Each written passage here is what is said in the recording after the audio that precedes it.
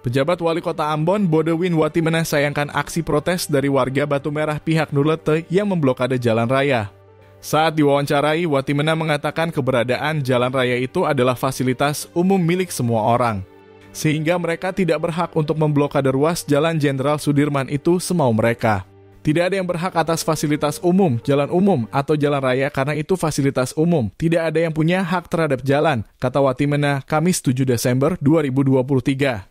Kata dia, jika warga ingin menggelar aksi karena ketidakpuasan terhadap sesuatu, mestinya tidak dilakukan dengan membatasi ruang gerak masyarakat lain. Aksi protes, kata dia, harusnya bisa dengan cara yang baik. Kedepan lanjutnya, ia telah berkoordinasi dengan TNI atau Polri agar tidak membiarkan aksi-aksi serupa kembali terjadi. Saya sudah sampaikan ke mereka seperti itu, penutupan jalan itu tidak hanya untuk warga Batu Merah, tapi itu meliputi seluruh warga Ambon yang beraktivitas, tandasnya. Diketahui aksi protes warga Batu Merah dengan memblokade jalan raya itu menyusul polemik penetapan raja di negeri setempat.